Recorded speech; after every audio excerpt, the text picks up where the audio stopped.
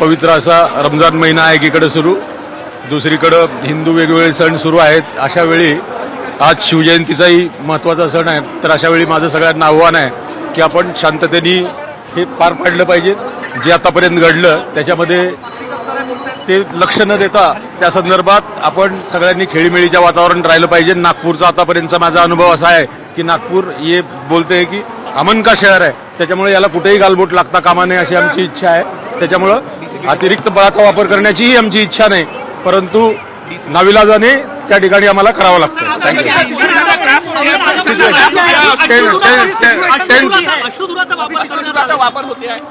अश्रुधुराचा मॉबला कमीत कमी इजा करावी त्या दृष्टिकोनातून मॉब पांगवण्यासाठी आम्ही अश्रुधुराचा वापर करतो.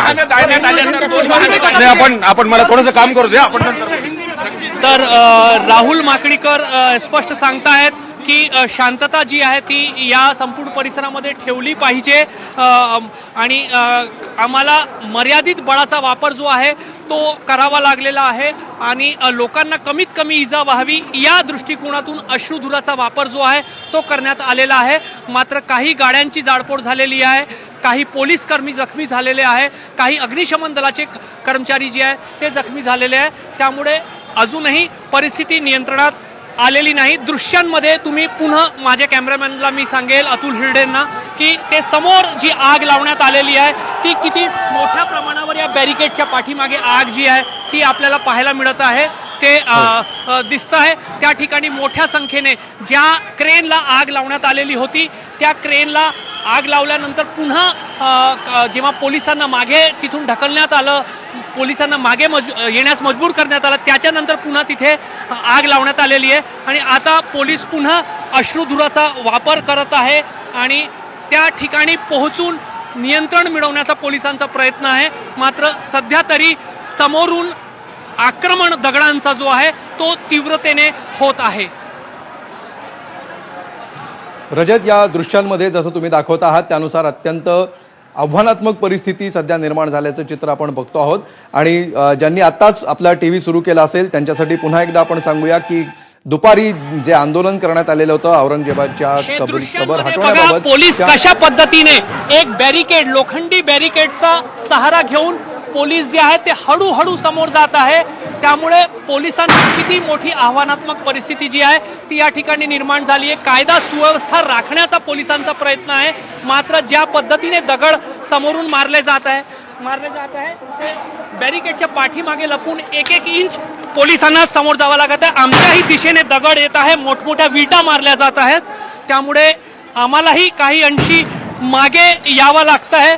मात्र हे जे काही आज नागपूरमध्ये होत आहे नक्कीच नागपूरची संस्कृती अशी कधी नव्हती आणि ती दृश्य आज नागपूरमध्ये आपल्याला पाहायला मिळतीये.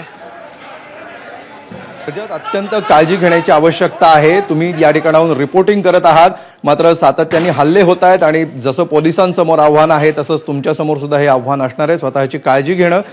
ज्या प्रकारे सध्या ह्या आगी लागत आहेत पोलिसांवर, सध्या कशा प्रकारे पोलीस पुढे जात आहेत हे आपण बघतो आहोत. इंचांनी पोलिसांना पुढे जावं लागतं आहे. कशा प्रकारे हल्ले सध्या होत आहेत, दगड आणि विटांचा जोरदार मारा सुरू असल्याचं दिसतं. नक्कीच समोर दृश्यांमध्ये तुम्ही तो तरुणांचा मॉब पाहताय. आम्ही पूर्ण झूम इन करून काही अंतरावरून दाखवतोय आणि याच ठिकाणावरून हे तरुण जिथून जात आहे त्याच ठिकाणावरून सातत्याने जे दगड आहेत ते समोरच्या दिशेने येत आहे. त्यामुळे मोठी एक आव्हानात्मक परिस्थिती. आता पोलिसांनी चार्ज म्हटलं आहे आणि आता पोलीस पूर्ण शक्तीने पोलीस अधिकारी जे आहेत ते समोरच्या दिशेने निघाले आहे. पुन्हा समोरून दगडफेक जोरात सुरू झालेली आहे. पोलीस आता पूर्ण हिम्मत दाखवत समोर जात आहे. भिरकावल्या जाणाऱ्या दगडांना सामोरं पोलीस निधड्या छातीने समोर जात आहेत. अनेक पोलीस जखमी झाल्यानंतर सुद्धा पोलिसांना आपलं कर्तव्य बजावण्यासाठी एक एक इंच एक एक पाऊल पुढे जावं लागत आहे आणि आता पोलीस मोठ्या संख्येने हे पाठीमागून अतुल हिरडे तुम्हाला दृश्य दाखवतील. आता पोलीस पुढे चालले आहेत, अधिकाऱ्यांनी निर्देश दिले आहे आणि आता हिमतीने संपूर्ण पोलीस जे आहेत ते दगडफेक होत असलेल्या, जाळपोळ केल्या जात असलेल्या स्थानाकडे त्या दिशेने आता पोलीस जे आहेत ते एक संघपणे जात आहे. त्यामुळे अपेक्षा आहे की पुढील काही मिनिटांमध्ये या संपूर्ण भागामध्ये पोलिसांचं नियंत्रण प्रस्थापित होण्यास शक्यता आपल्याला वर्तवता येते. निश्चितपणे अनेक पोलीस आहेत. बहुतांश पोलिसांनी आता हेल्मेट घातल्याचं आपण पाहतो आहोत. सुरक्षेची साधनं देखील पोलिसांकडे आहेत. मात्र तरी सुद्धा ज्या प्रकारे दगडफेक होते आहे, ज्या प्रकारे विटा भिरकावल्या जात आहेत, त्याच्यानुसार अत्यंत आव्हानात्मक परिस्थिती आहे. मोठी रिस्क घेऊन पोलीस आता ही सगळी कारवाई करताना दिसत आहेत आणि अचानकपणे हा प्रसंग उद्भवलेला आहे. जसं तुम्ही रजत सांगताय, दुपारपर्यंत अशी कुठलीही चिन्ह नव्हते आणि अचानकपणे ही परिस्थिती निर्माण झालेली आहे आणि त्यामुळे पोलिसांना इतक्या आव्हानात्मक परिस्थितीत इतक्या कमी वेळात ह्या सगळ्या परिस्थितीवर नियंत्रण मिळवण्याचं आव्हान असणार आहे. दृश्यांमध्ये तीच क्रेन आहे ज्या क्रेनला थोड्या वेळापूर्वी मी दाखवण्याचा प्रयत्न केला होता आणि पोलीस ती क्रेन वाचवण्यासाठी अगदी हातातल्या बाटल्यांमधून पाणी टाकून ती क्रेन वाचवण्याचा प्रयत्न करत होते.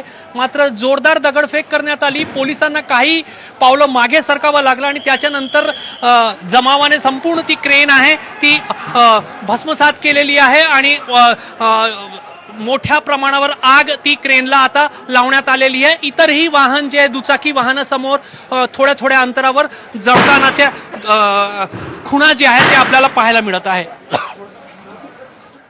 निश्चित रजत, तुम्हालाही खोकला येताना दिसतो आहे, ठसका येताना आम्ही ऐकतो आहोत, धाप देखील लागत असेल. मोठ्या प्रमाणावर धुराचं साम्राज्य या ठिकाणी पसरलेलं आहे. एकीकडे धुराचं साम्राज्य, दुसरीकडून सातत्याने दगडफेक होते आहे आणि या परिस्थितीवर नियंत्रण मिळवण्याचं मोठं आव्हान पोलिसांसमोर आहे. त्या दृष्टीने पोलीस सध्या पावलं उचलताना दिसत आहेत. या क्षणी ज्या प्रकारे पोलीस हे सगळं ऑपरेशन राबवताना दिसत आहेत, मुख्यमंत्री देवेंद्र फडणवीसांकडून सुद्धा आवाहन करण्यात आलेलं आहे. परिस्थिती हाताळण्यासाठी नागरिकांनी पोलिसांना सहकार्य करावं. मुख्यमंत्री देवेंद्र फडणवीसांनी नागपूरकरांना शांततेचं आवाहन केलेलं आहे. परिस्थिती हाताळण्यासाठी नागरिकांनी पोलिसांना सहकार्य करावं असं देखील आवाहन मुख्यमंत्र्यांनी केलेलं आहे.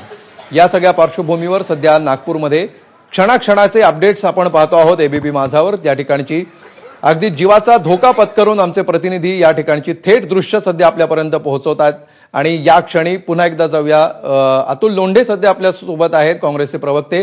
अतुल लोंढेजी, नागपूरमध्ये काय चाललंय आपल्याला कल्पना आलीच असेल. गेल्या काही मिनिटांपासून पोलीस आता या आव्हानात्मक परिस्थितीचा सामना करतायत. कसं पाहता आपण नेमकं